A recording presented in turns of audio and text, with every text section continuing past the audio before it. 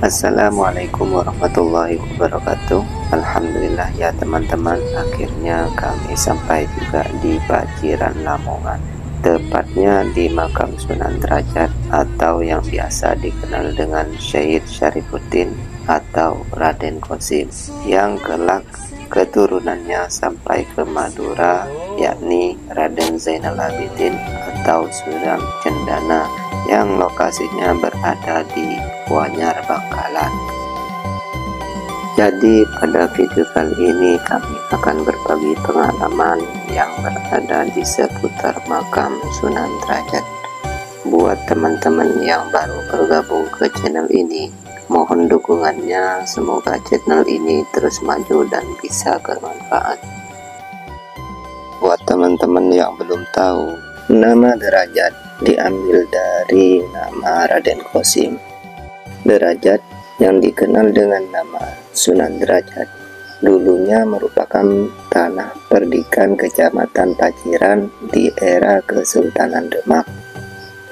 Oleh masyarakat setempat, tempat tinggal Sunan Derajat yang terletak di atas bukit disebut sebagai Kadirajat atau Kederajadah.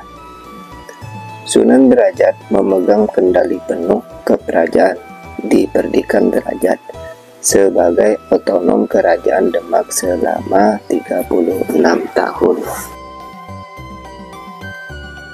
Raden Qasim adalah putra dari Sunan Ampel dan saudara dari Sunan Bonang yang terkenal sebagai seniman yang berdakwah dengan menggunakan sejumlah perangkat seni, termasuk gamelan dan karya sastra.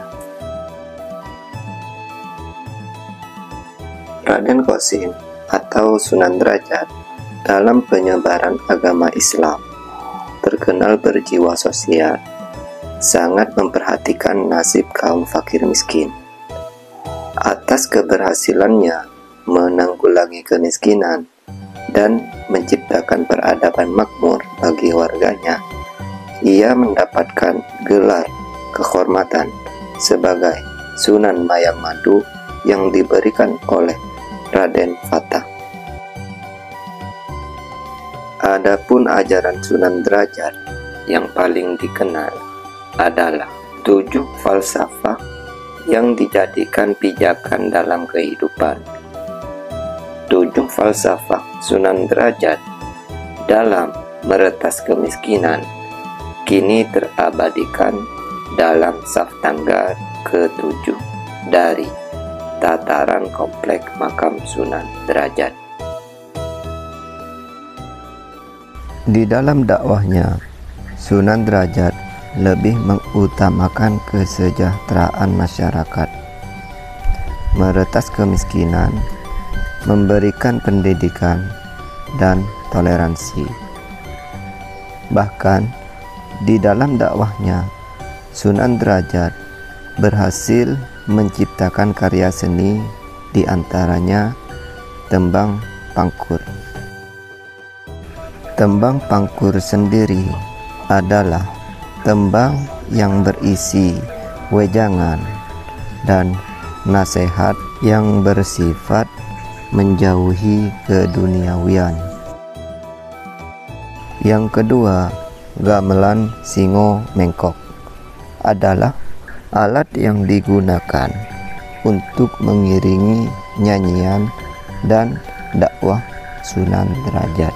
Disebut singa mengkok karena di bagian bawah gamelan tersebut terdapat ukiran patung berbentuk singa yang sedang membungkuk, yang artinya melambangkan tingkah laku kehewanan atau hawa nafsu yang terdapat pada diri manusia.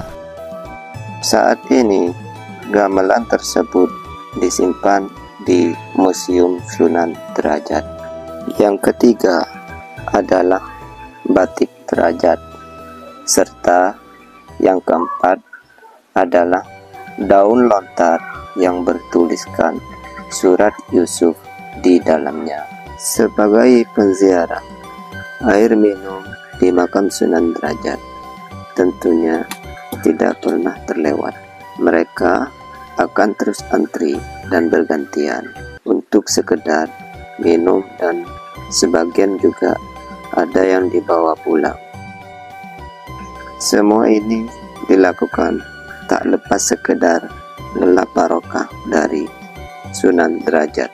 Makam Sunan Derajat tidak pernah sepi akan pengunjung. Dengan ornamen arsitektur yang meliputi cungkup, pintu masuk, serta langkan sisi barat dan gapura kayu yang indah, makam ini memiliki makna filosofis yang dalam.